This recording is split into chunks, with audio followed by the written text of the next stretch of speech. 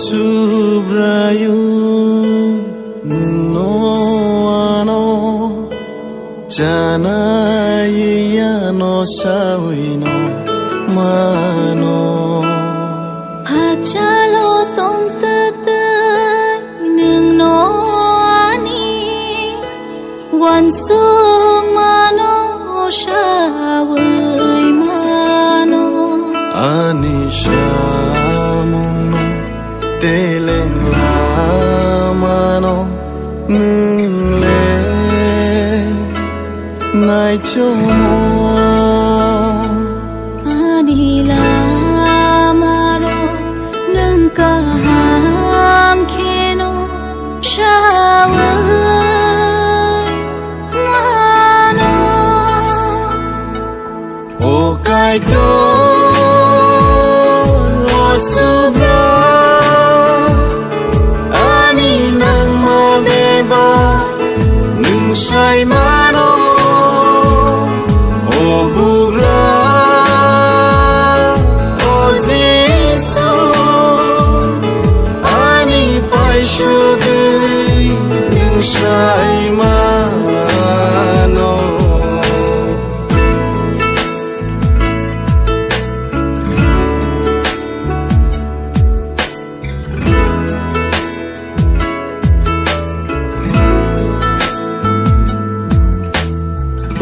hui giang nai hai cơ khai thang giang nai nu horia boro hui giang nai hai cơ khai thang giang nai nu horia nung nin fola bai khe chapung ho pung nai klaya ano nai chomo ani sakabir kitin klaya ni tong no nung le nai chomo o kai to ro subra ani nang ma beba nung sai mano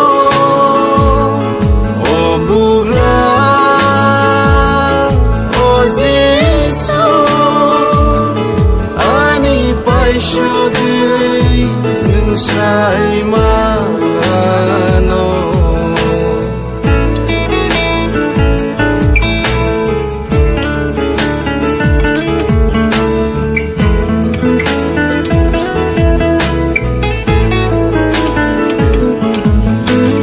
hatai sakao boneng tonggo abi sing hui jakbo aro tongo hatai shakawo bonung tongo abi sing hui zakbo aro tongo o sing saro nini mokol ni khare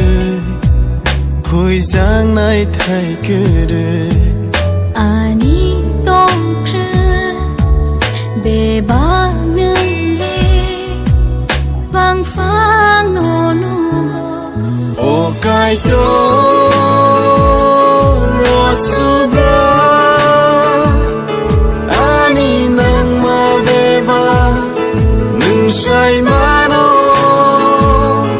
o bugra o zisu ani paishudei nung sai mano